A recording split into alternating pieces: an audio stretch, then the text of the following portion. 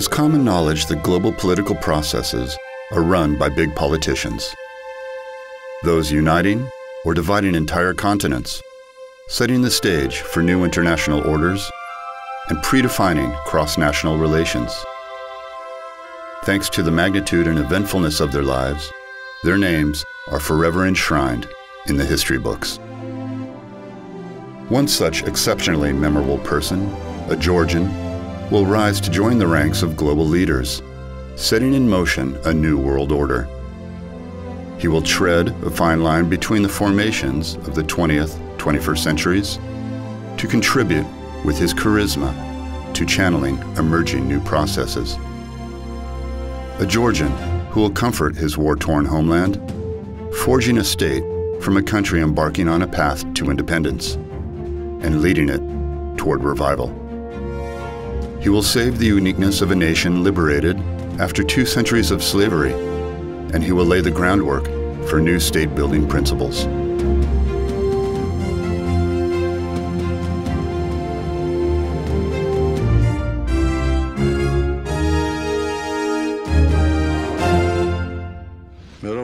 You ask me if I would take the same path. I will reply, of course I would.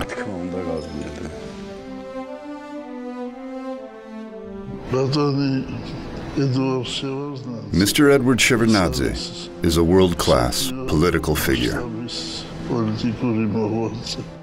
Every person is born for a specific purpose in life. Some to become artists, others to be writers or poets. But Eduard Shevardnadze was born for politics. Besides being able to swim upstream, he was also ready to put his life on the line any given moment.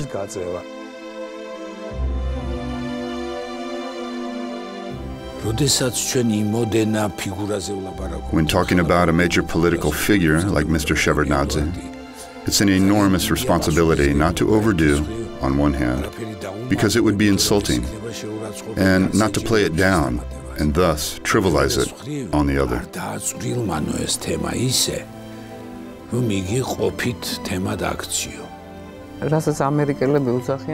As Americans would say, a self-made man. My career, however peculiar, has its roots in my childhood, early years, school, and family lifestyle. Naturally, it doesn't happen without maternal and paternal influence, without upbringing, but his biography testifies that he was the maker of his own destiny and the architect of the phenomena we may call Eduard Shevardnadze. He was an amazingly hard-working man, a quality grounded in his family and his roots, I believe. He was accustomed to physical work, real manual labor, since childhood. He was the youngest child, spoiled by everyone in the family. Eriko, as they would call him endearingly.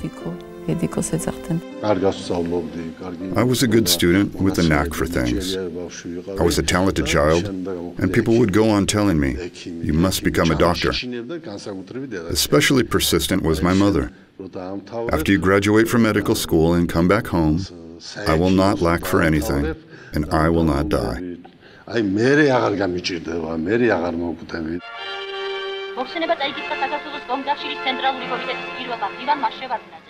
On behalf of the youth of our republic, I would like to express enormous gratitude to the Central Committee of the party for commending our performance. Next, my political career unfolded in leaps and bounds. Becoming the leader of young Georgians fills you with pride, and you stop talking about becoming a doctor. The Republic's leadership attended the memorial's opening. He was a communist at first, then a minister who changed the world, and then he came to Georgia, a country in shambles. I've never met anyone quite like him. Mostly foreign politicians, especially the younger ones. They were born in the same era and grew up in the same paradigm in which they're running their policies. But Eduard had to change his paradigms of life repeatedly, and that too made him the giant that he was. He treated daily humdrum, everyday routine details as non-essential. What mattered to him lay in grand, essential notions. Family, of course. Family was very big in his life. I think that family is the bedrock of humanity. It's like oxygen to me.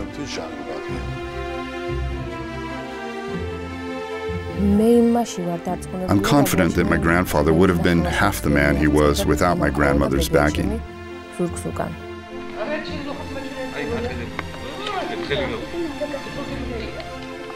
Both were leaders with strong personalities. Sometimes people say that two strong persons find it hard to get along, but these two were in perfect harmony. He was practically always away from home. Before leaving early in the morning, he would drop by my room and kiss me goodbye. He went to work first, and then I headed for school. He had 60 to 90 minutes around noon for lunch, about the time when we returned from school, and I don't think it was just a coincidence. Our dinner lasted 15 to 20 minutes, and he managed to communicate with us within those 15 to 20 minutes. And then he would come home late at night. In fact, I didn't see him all day.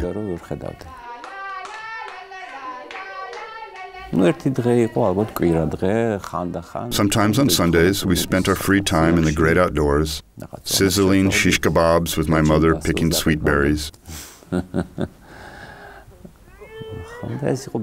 Happy days, happy moments.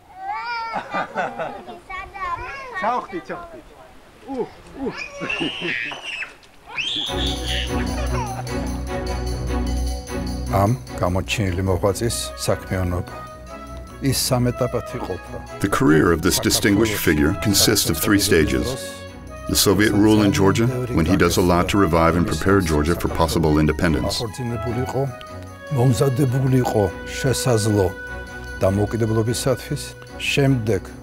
Then there is work on a global scale as a foreign minister of the Soviet Union, with a new world order emerging, and Viola, the evil empire collapses without another world war.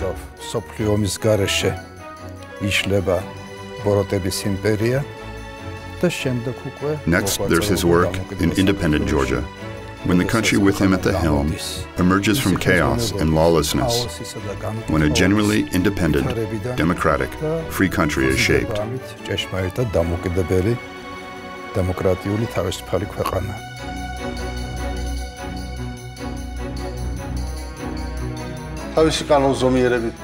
My life unfolded playing by its own rules, those that I had to live with, those that actually existed at that time.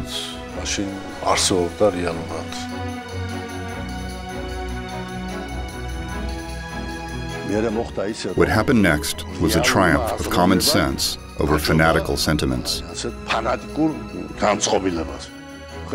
I could see a different reality on the rise, with people gradually nurturing a sense that there was some other force, other than Marxism, that they had to come to believe. But that didn't happen in a year or two. It took a long time. In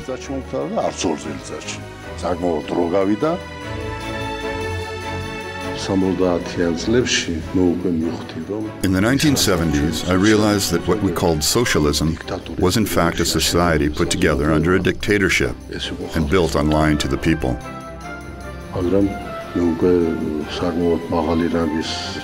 But by that time, I was already a senior official, such as the first secretary of the Central Committee of Georgia, then a Politburo candidate member. I had to hold it all back. I had to keep up appearances, and that was necessary for both me and the people.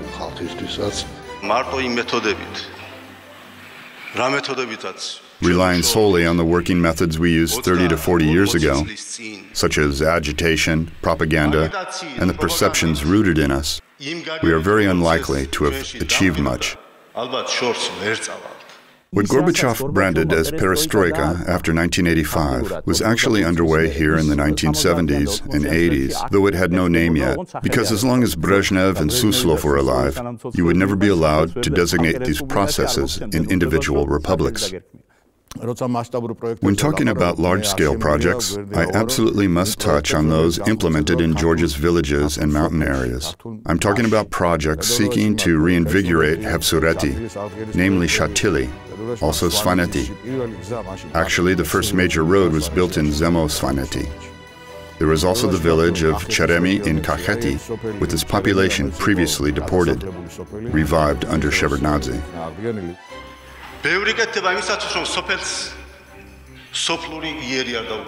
Much is being done to breathe new life into the mountain areas, to build roads, provide television and radio broadcasting, also services and outlets to meet the population's basic living needs, and to ensure against depopulation in our mountain regions.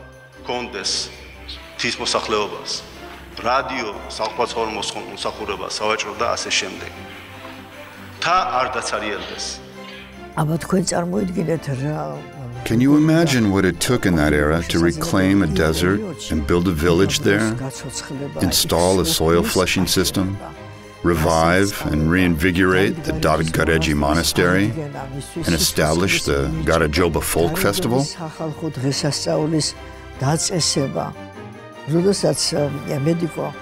As Medico shared these ideas with Edward, he cracked a joke. You do that, and in case you get arrested, I'll make sure you get a cell with a nice view. Agricultural reforms, such as the Abasha experiment, also industrial reforms, namely the Poti experiment. We didn't call it a market economy per se, but what we did back then was essentially a market economy. I made a point of telling them that the responsibility was mine.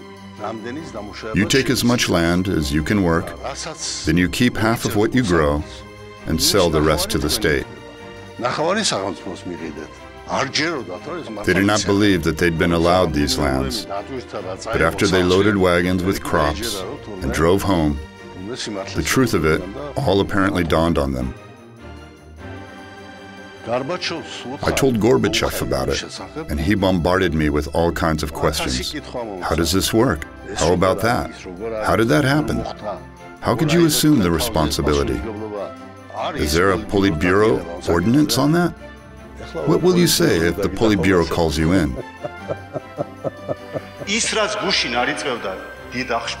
What raised much concern and protest yesterday, both externally and internally, what we considered worth compromising back then is now considered a major sin that must be washed away.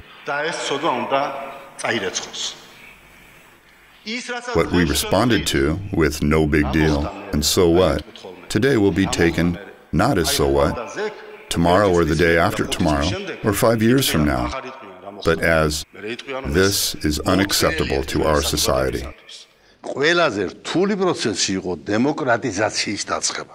Kicking off the process of democratization was the hardest part. Both he and I were convinced that unless people are liberated, unless they are their own persons and masters, they will never put out enough goods, including in the spiritual realm. The Kaki Bakradze was a representative of the sphere of ideology. It was Eduard Shevardnadze's creation. Without Eduard Shevardnadze, he would not have existed, because he, while delivering public lectures in universities, openly spoke of Georgia's independence, but was never arrested.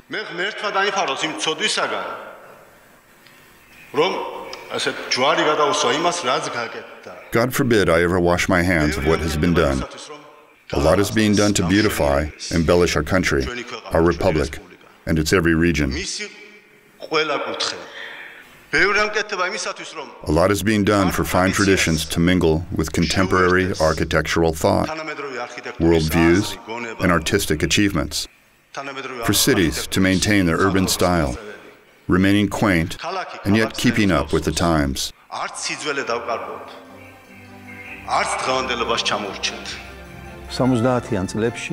The unique Directorate for the Protection of Historical Monuments, established in the 1970s, was actually a totally unexpected and original move, effectively paving the way for cherishing cultural heritage and restoring monuments of culture.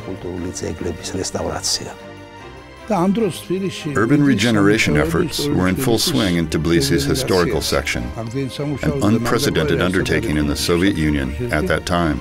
And not a single ruble was allocated to this end from the centralized system. The way it was done was absolutely beautiful, keeping a low profile and utilizing internal resources. Technically, Mr. Shevardnadze, as first secretary of the Communist Party's Central Committee, was supposed to go to the Central Committee. Instead, he went to Marjanishvili's theater and attended a performance. In doing so, he singled out culture as an area of paramount significance. He never, under any formation, lost his keynote, one that embodies his amazing attitude toward art, his striking ability to analyze, generalize things, and see the bigger picture of processes, artistic events, not political ones in this case.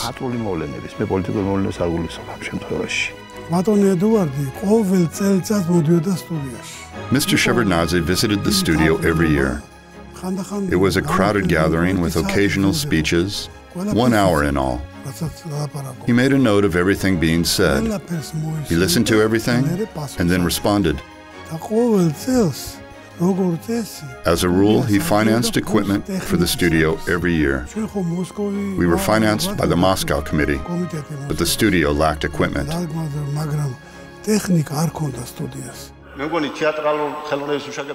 I guess it was at a meeting with theater advisors that I said, "You don't doubt that I'm against grafters, do you?" "No, of course we don't," they replied. "I wish I could live to see Rustaveli theater tickets sold under the counter."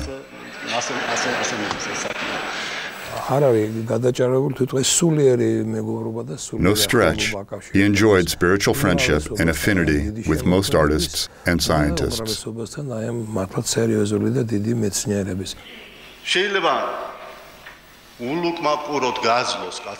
People may survive starvation, but poetry is still their soul and body, an integral part of their systems, thoughts, and minds.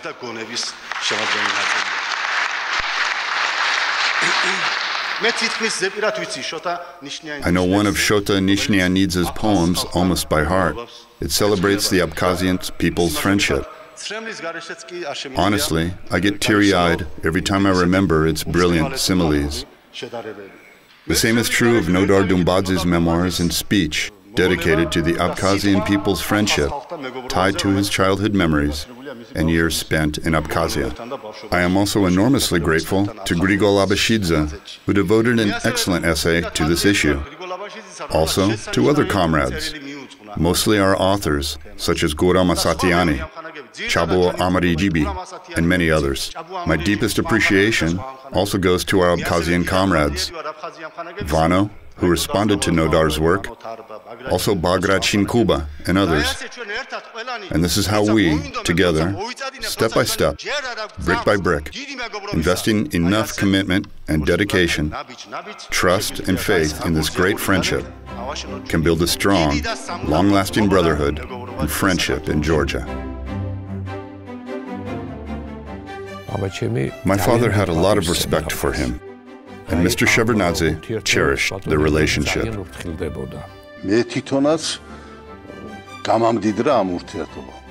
This relationship has profited me tremendously.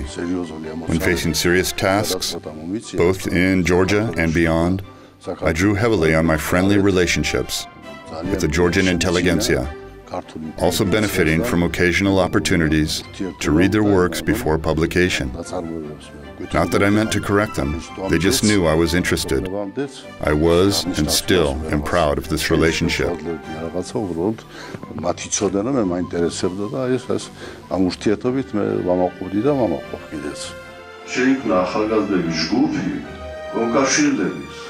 A youth group was established through the efforts of Komsomol members, and so was a body of young authors from the 1960s generation.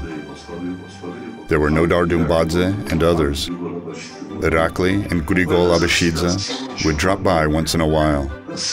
But Simon Ciccovani was our most frequent guest. We drew major lessons from communicating with him.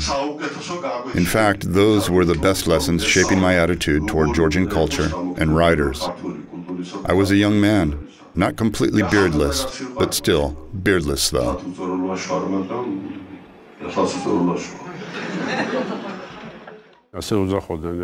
Any operation that they took on had a code of conduct to uphold. The main goal was to work toward a Georgian cause, except that it was a time when every Georgian cause had to be camouflaged in one format or another. I remember my father say that Shevardnadze was a brilliant man of the highest magnitude, who would surely go on to do a lot of good work for the country. A dedicated patriot, a man full of energy. Edward has done so much good for actors, singers, writers, academics. He really doted on them.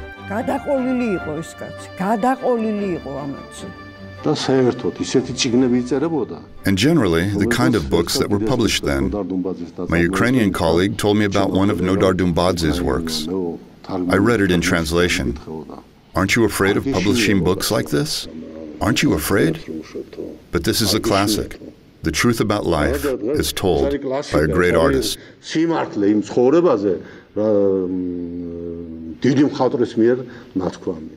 There were too many publications to single out one.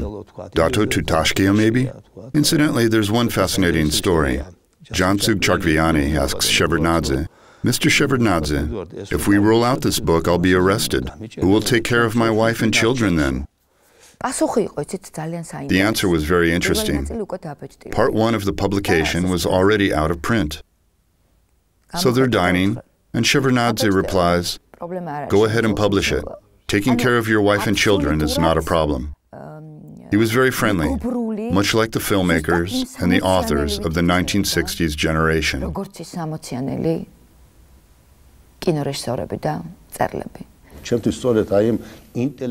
Developing intellectual resources, that's what mattered to me, not taking to the streets with posters, which was too early at that time.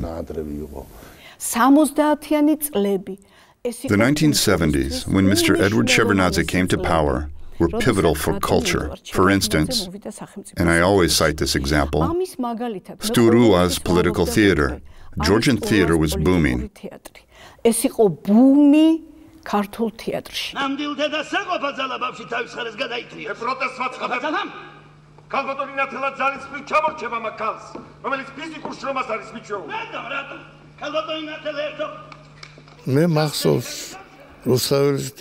I remember Rustaveli Theater's performances staged by Robert Sturua with my input. First, the Culture Ministry's commission would come, usually with a prejudicial attitude, and take seats in an empty auditorium. Then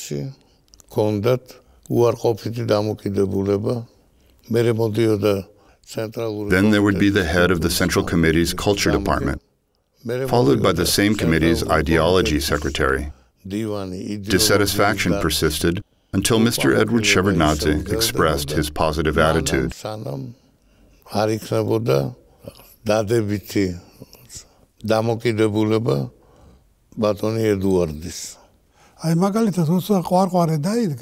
As Ramas Chekvadze told me, Kvakvari, after premiering, was performed daily for 6 days, attended by Minister Taktakishvili and Victoria Siradze. And the message was that the show had to be put off, referring to allusions here and insinuations there. I decided to have a look at it. On the 6th day, Mr. Shevardnadze arrived. After the show, he went up to the stage and congratulated everyone. He saved the show, because it was about to be put on the show. I convened the Bureau the following morning to announce that I was assuming full responsibility, adding that the show stood for genuine creativity, and banning it would stand for waving off creativity in Georgia. It was like dropping a bomb at that time, you know? I mean, giving the go-ahead to Robert Sturua's performance. The same happened in the case of staging the Caucasian chalk circle, followed by Richard III.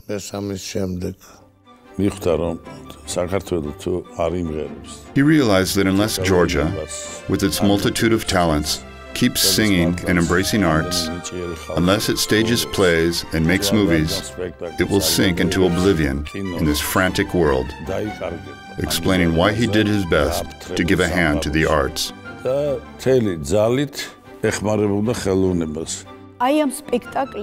And these performances secured global recognition for Georgian theater.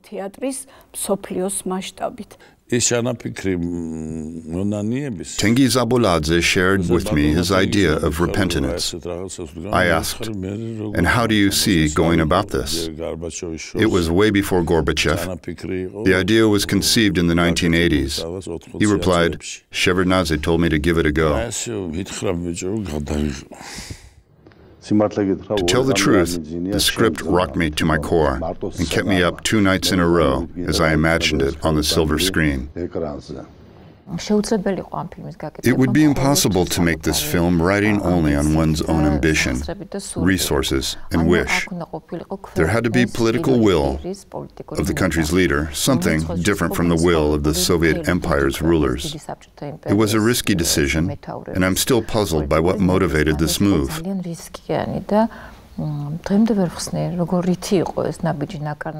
It must have been intuition, because we started filming it in 1979 under Brezhnev, then under Andropov, with his genetocracy throwing its weight around. I was invited to the screening. It was still raw material, not the final cut, but I already knew it was an epoch-making movie in the making. To Veriko's key phrase, "Does this path take me to the church?"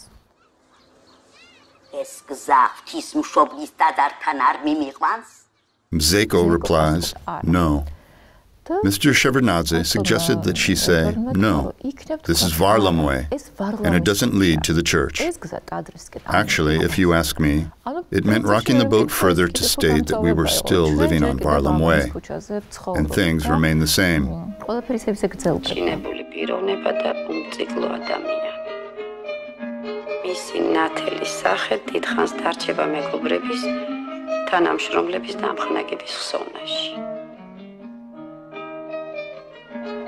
I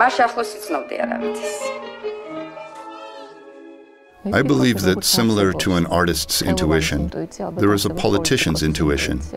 He spotted chinks in the armor, and repentance may very well have been the biggest chink in the armor. He sensed that he had to break new ground. That era had to end and give way to something new.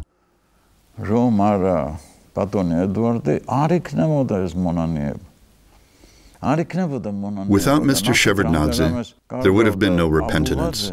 It would have been an enormous loss for Abuladze, and no one knows if anyone could step in to make a similarly tremendous contribution to the history of the Soviet Union or its turning point. Who could fill in for this film and its impact?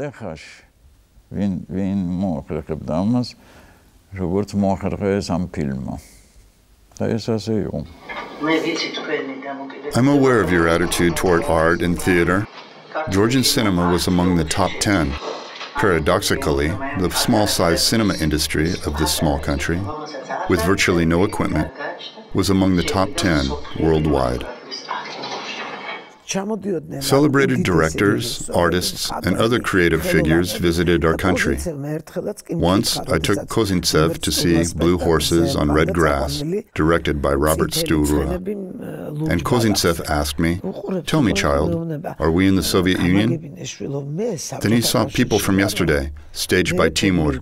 And before that, there were Robert Sturua's shows. Antigone, Mikhail Tumanishvili's masterpiece, also premiered during Shevardnadze's time.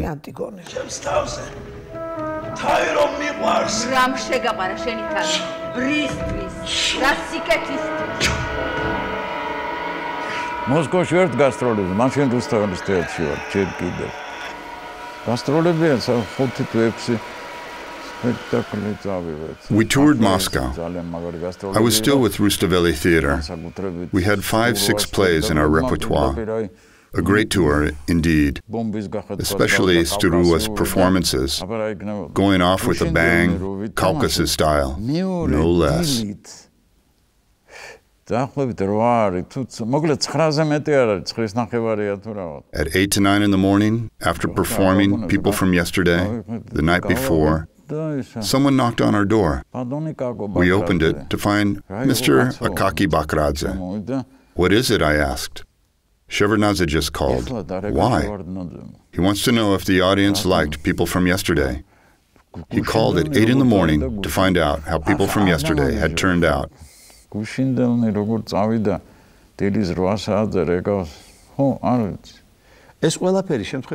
didn't happen out of the blue. It was an ingrained impulse, natural drive, underpinning his attitude toward spirituality. Had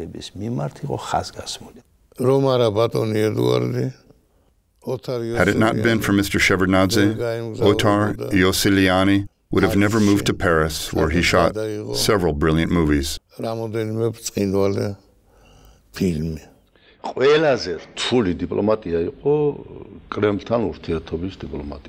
hardest part lay in the diplomacy of relations with the Kremlin. It wasn't hard for those with ordinary goals, but if your goal was even slightly out of the ordinary, if you wanted to be ready for something new, such as at least partially ushering in the principle of personal freedom and so on,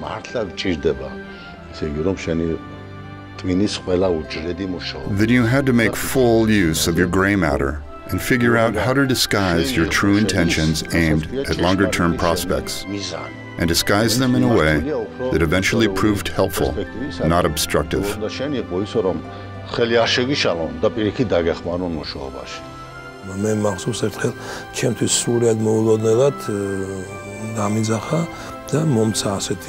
I remember how he called me in one day, totally unexpectedly, at 9 in the morning, and tasked me with fostering the development of ballet.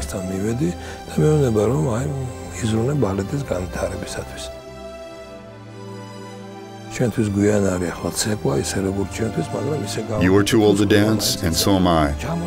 But let's at least make sure others can dance. Theater is more or less on its feet. Cinema and painting are all set, but ballet is going through a sticky patch. Some may remember that there was a ballet school founded by and named after Chabukiani on Plekhanov Avenue, and it had just one dance studio. The building itself was narrow and outdated. With Shevardnadze's support, the school relocated into a new facility. He was very happy about the state paying due attention to this sphere as well.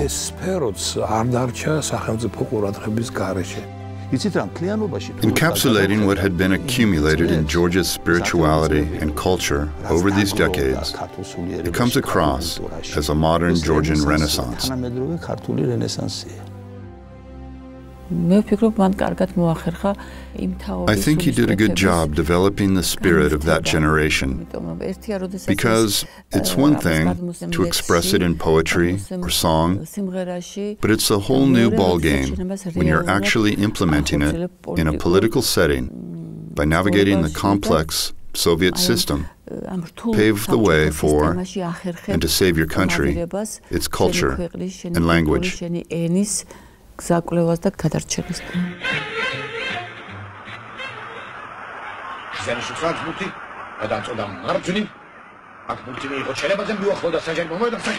საქართველოში მე მგონი კაცი აღარ დადის, ვინც არ გაუგონია თუ როგორ შეძლო მან თავის დროზე. Everyone in Georgia knows how he, back in his day, managed to pacify an agitated stadium crowd.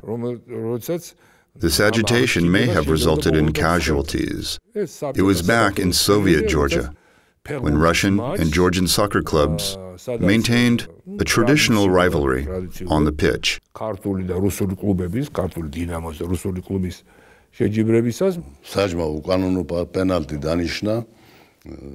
Just a few seconds before the end of the game, The referee awarded an unfair penalty kick to our opponents. Of course, they scored. A multitude, especially young people, flooded the pitch and ran after the referee. We whisked him away through the players' gate, down into the basement where the crowd couldn't get him, and locked the door. Police forces were standing guard, and shooting seemed imminent. With the referee now out of reach, the crowd started hurling sticks and stones toward the skybox. I wasn't scared. I asked for a chair because it would be impossible to jump out of the box without it. I stood on a chair, stepped outside the box, and into the crowd. He managed to speak with them, to convince them in a totally extraordinary situation. Then he took charge and led them into the street, through the arched gate. The volatile situation was diffused. That's the way to do it. You put yourself on the line. Doing that makes someone capable of dealing with crowds. Naturally, you take a liking to someone like this. We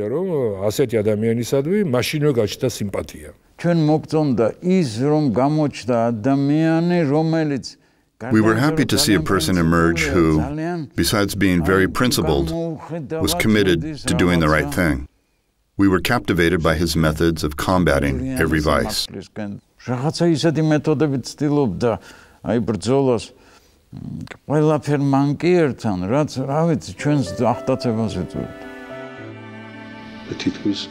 I served as an interior minister for almost 7 years. This enabled me to see the system from a different angle, to discern things hidden from the secretary of a regional committee, for example, or for a scholar and others. I discovered many things strikingly unacceptable to me. Strikingly. And I realized that it was a system living on borrowed time. Wherever Mr. Shevardnadze worked, he was always for the Georgian people, for their prosperity, and he knew that restricting a person's liberties was devastating and equivalent to trampling a person down. If he were a careerist person, he would have never married Nanuli, the daughter of a repressed person. And that says a lot, you know.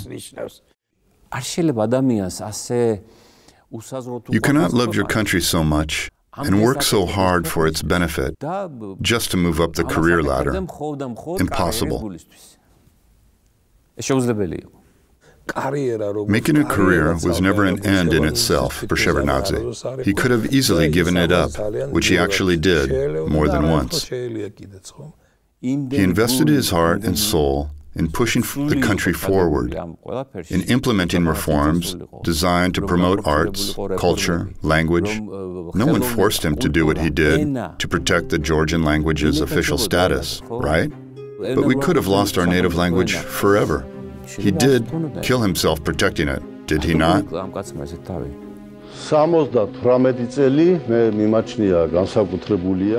For me, 1978 was a special year, not only in my personal life, but also in the history of Georgia.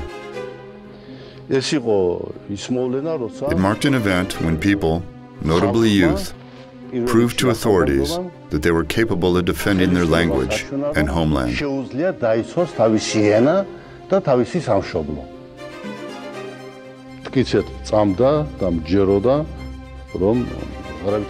I was convinced that the Georgian people would not compromise. I couldn't compromise either, so I prepared myself, because I could clearly picture possible repercussions. The whole university, the major driving force at that time, and its students, rose up in protest. And what does Eduard Shevardnadze do? He summons Nodar Dumbadze and Jansu Chakviani, his lifelong friends, and sends a message through them for the faculty to take charge. Do not leave the children high and dry.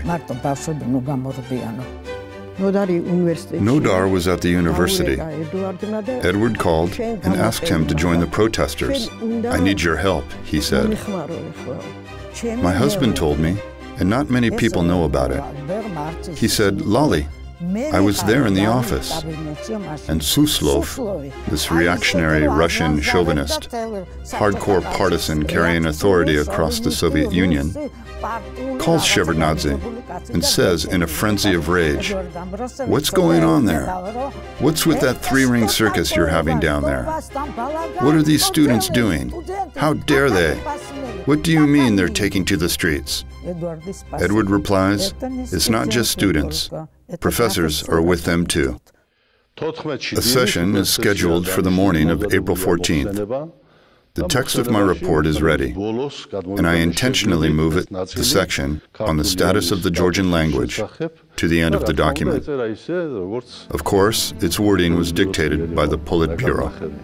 So there I am reporting on the national economy, Georgia's prosperity. Nobody's listening, of course. Nobody utters a sound either. Their eyes, however, tell me that they are somewhere else, not in the hall. Those sitting behind me send me messages. What's going on outside? Next, I receive the first note. Students have gathered. The Presidium's members, including the head of the KGB, keep going in and out. The audience is in shock, overwhelmed by a sense of impending doom. There must have been 20 to 30,000 people, not just youth, but also members of the intelligentsia. And I said, after giving much thought to this provision, we have decided to keep the wording that declares Georgian an official language. No words can fully describe the excitement of the audience, including even old, hardened communists, KGB employees, and many others. And it wasn't just about language anymore. Casualties were averted, people were saved, and no blood was shed. After a round of applause and ovations, I announced, "Now let's go down to your children." As usual, the meeting session was held in the government palace. So I went down to the courtyard, only to find it packed with tanks. They were expecting me to announce the wording dictated by the Politburo, which could have triggered something similar to the events of 1956.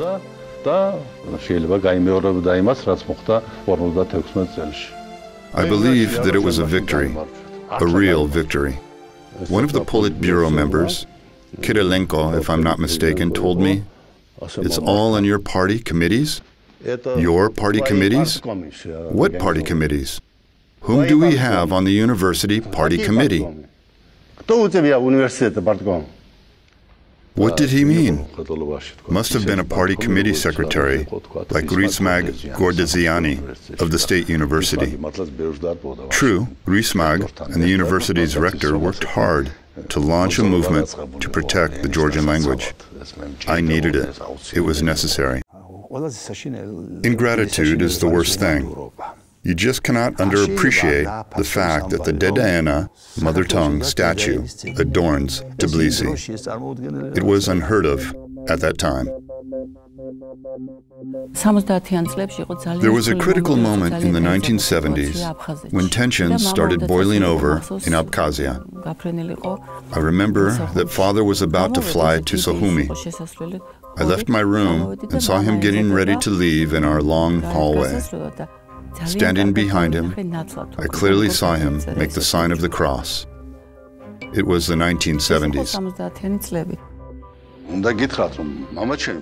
My father was a party member, a school principal and teacher, a learned man who believed in God, though he had to hold it back. I remember him rise early in the morning to go through his students' homework, making the sign of the cross. I was puzzled because communism and the sign of the cross were like oil and water. My mother believed in God and prayed, but she was afraid to show it.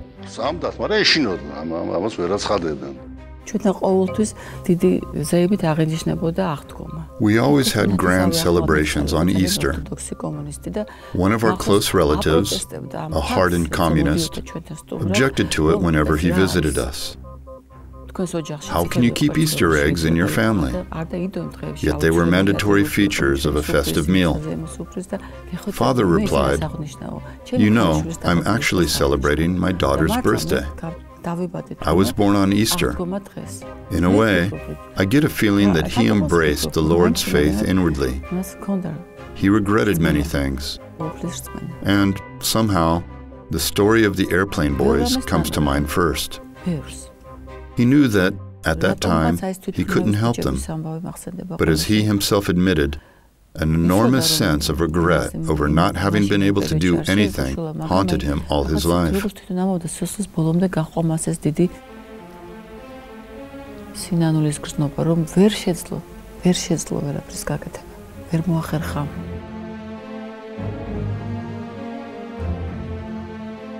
I have vivid memories of the time when the phone rang, and he learned of what had happened, how he and mother rushed to the airport, and in what emotional condition they were in.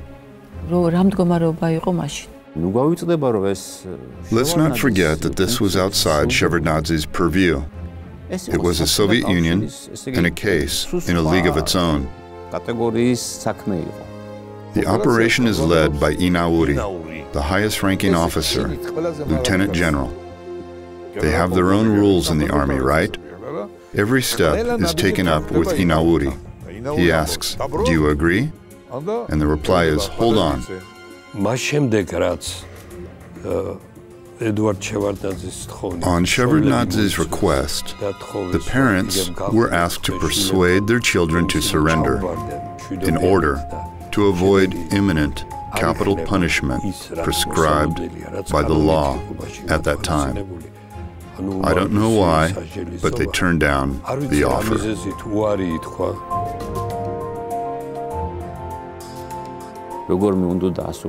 He really wanted to go aboard the plane and talk to them at a risk to his own life, as was his habit. But they wouldn't let him. There's only so much a man can do. The decision on execution by firing squad was made by Inauri, but he wasn't a judge, was he? No, he was not. Gersamia was the judge. Was Gersamia influenced? That remains a question.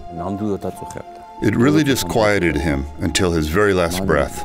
He suffered an enormous trauma, a devastating blow, but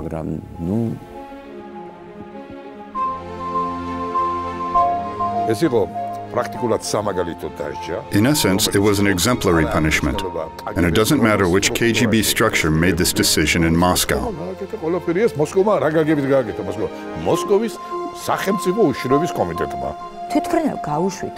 Let the plane take off, Russians demanded, just like they did back when that plane was shot down over Chelyabinsk. My friends and I, being young and overzealous, tried to scrutinize him. What if he resigned? Well, I would, but nothing would come out of it. They would be executed regardless, except that I would have resigned. And it would have been a slightly populist move on my part. Suddenly, he looked at me and said, "I don't know. It might have been better for my family."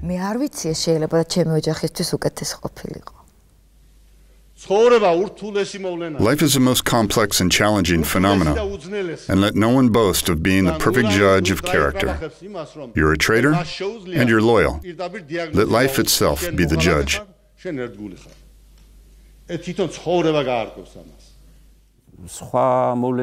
He was an entirely different breed, and everyone sensed this, especially given the fact that a man with a smile on his face and a great sense of humor arose to replace Gromyko, Mr. No. Are you pleased with the talk so far, sir? Aren't you tired yet? And this very smile thawed the Cold War. He and his sense of humor set the stage for a thaw in extremely tense international affairs.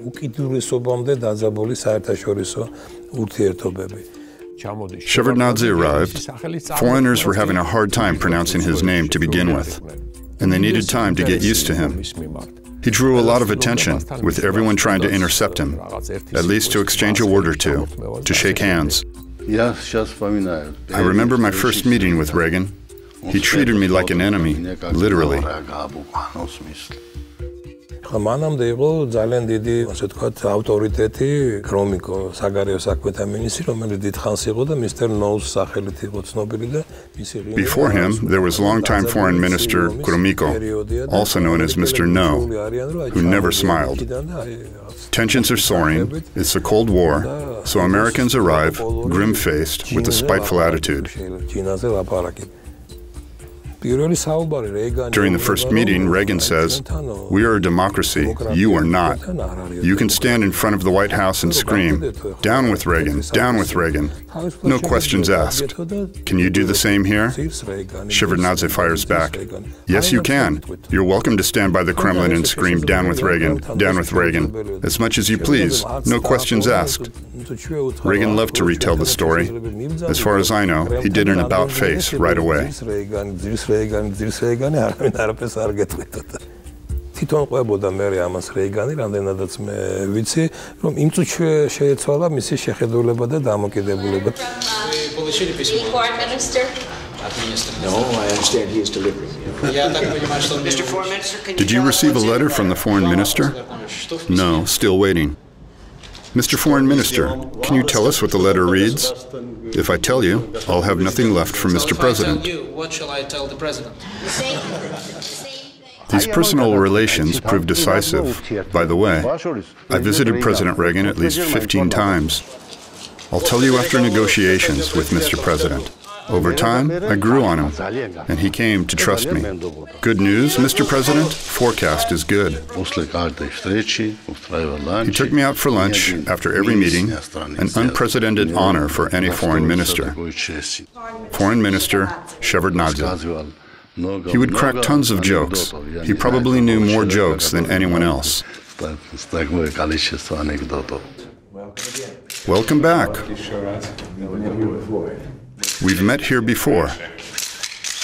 It's our third time here. Right.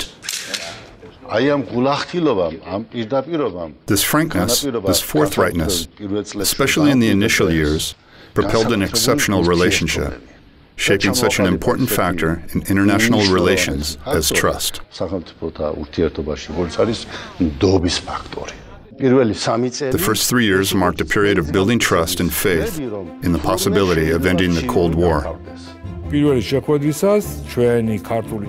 At the first meeting, Shevardnadze, in line with Georgian tradition, presented his counterpart, Mr. Schultz, with a dagger, a product of traditional Georgian crafts, and a weapon serving Georgians in defending their independence. The Soviet Union has already laid down its arms, and now it's your turn to take a step towards disarmament.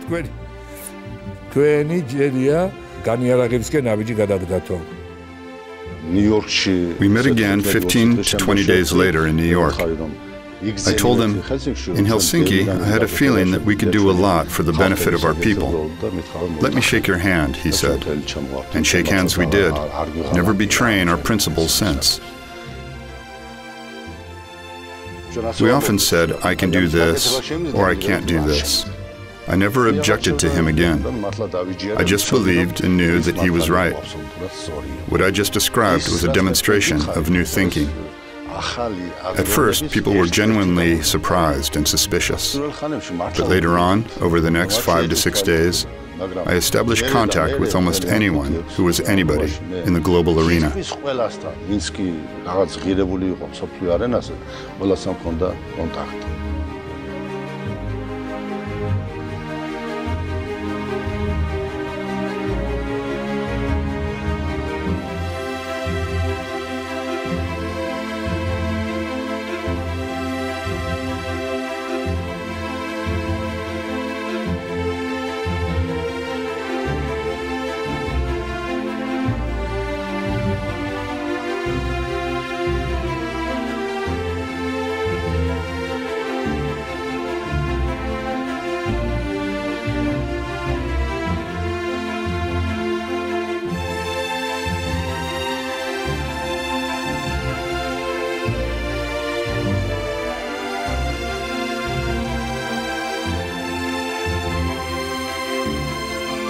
Jim Baker and I first got to know President Shevardnadze when he was Foreign Minister of the Soviet Union, and we quickly learned that he was somebody whose judgment and word we could trust.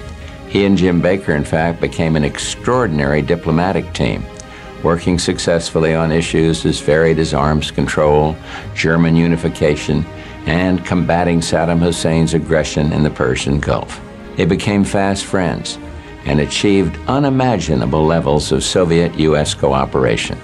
And together they helped, as Mikhail Gorbachev and I were able to usher in the end of the Cold War in a way few had ever dreamt possible, peacefully. In fact, that was the beginning of a fight known as the struggle between the reformists and the conservatives in the Soviet Union. Two systems drastically differing in terms of class distinctions advanced to a brand new level, that of partnership.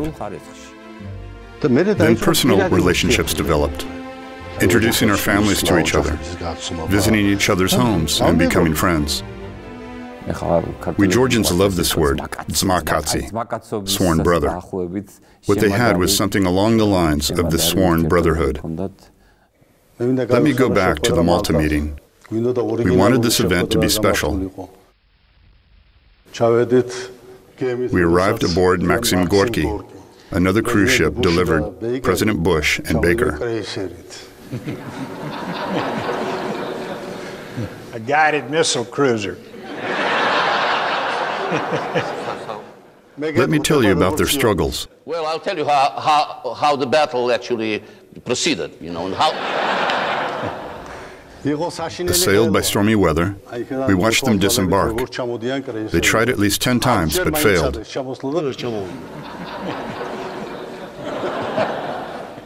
Then at last, they reached our cruiser. We worked hard to make sure that this meeting was a success and ended the way it ended. It was the beginning of the end of the Cold War.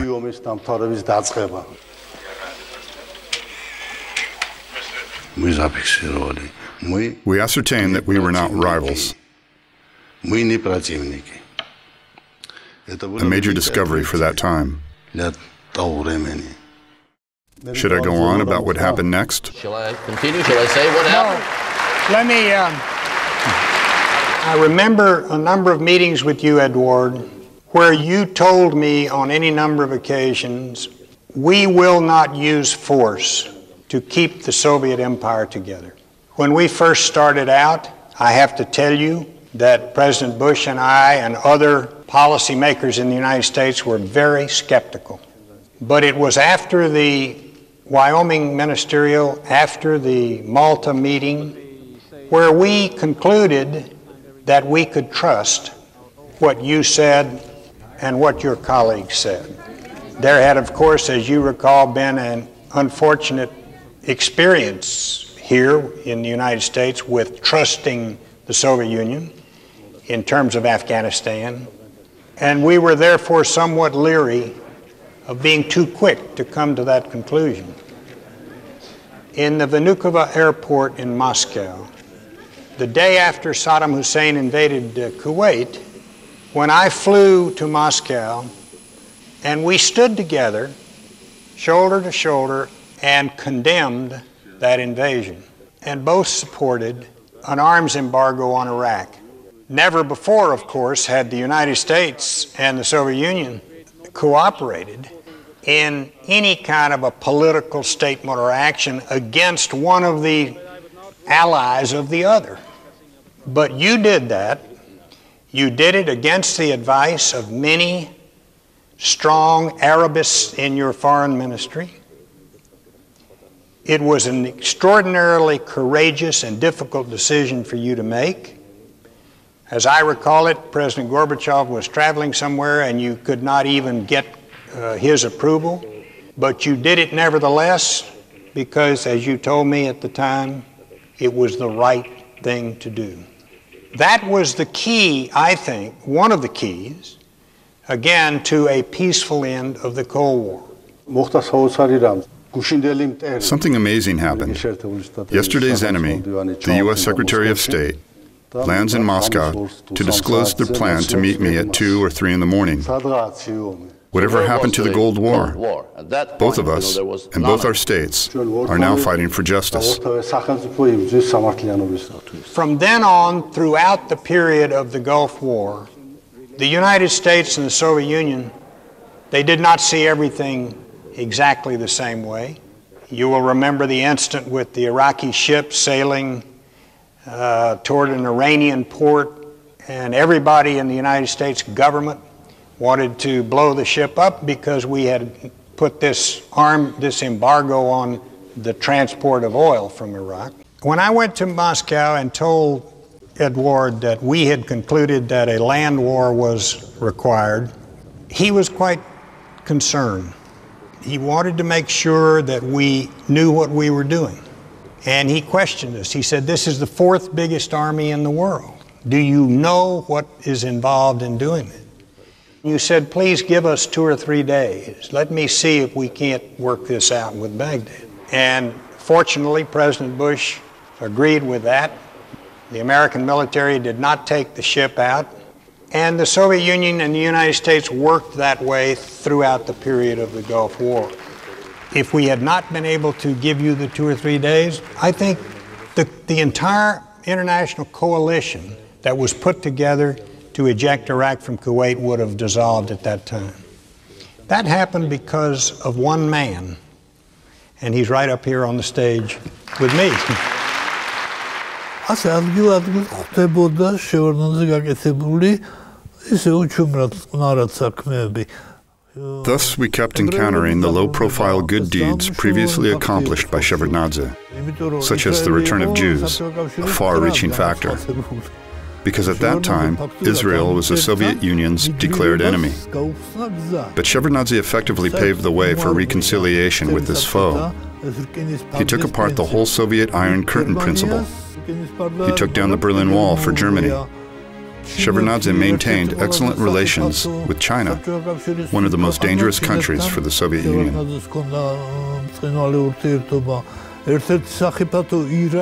Equally dangerous was Iran. Shevardnadze was the first to get through to Iran. Khomeini nicknamed him White Fox, a major compliment in politics. He realized that Shevardnadze was a political player.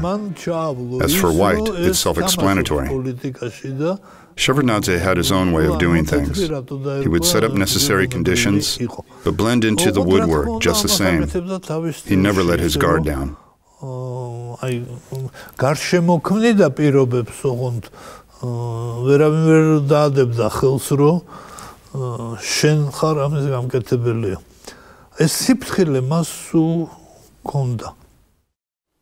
me revisit the Malta meeting. Well, I'll go back to Malta anyway.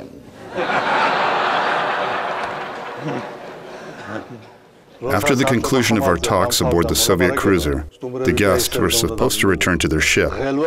In the meantime, the weather at sea had gotten rougher. Remember? Oh, very well. They sailed off all right, but couldn't board. Then they returned seeking political asylum aboard our ship. That's right. That's true. We did too. If it was stated in Malta that we were no longer rivals, after the Wyoming talks, we shook hands, hugged, and promised each other that our two states would be partners from then on. Now that was a major victory. Hug one another. From now on. Previously, Jim did not always observe the equal footing principle in our relationship. But after negotiations, he took me fishing. We put on fishing boots, entered the river, and fished for 2 hours. Of course, I came away empty-handed, but Jim somehow pulled this itsy-bitsy fingerling out of a hat, as it were.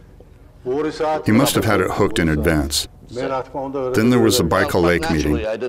We fished there, too. Seems like all we did was fishing. That's where I got back at him with a vengeance. I took him into a zone with no fish whatsoever.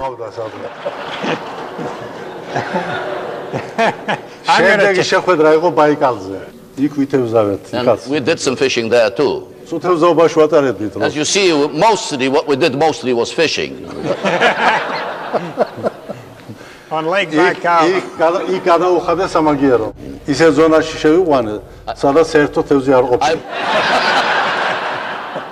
That's true. That's absolutely true.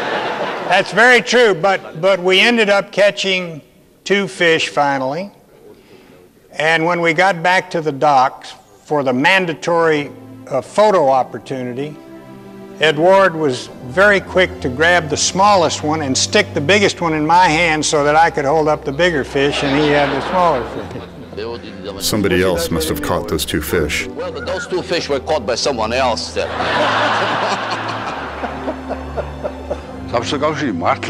Soviet Union was rotten to the core, indeed, and it had to change. The system had to change. A different society had to evolve, and that gave rise to Gorbachev's idea of perestroika, democratization. Unfortunately, though, he didn't have a clear idea of where exactly democratization would lead. With genuine democratization in place, Europe would be liberated, of course, and Germany would reunite, and the Soviet republics would claim independence.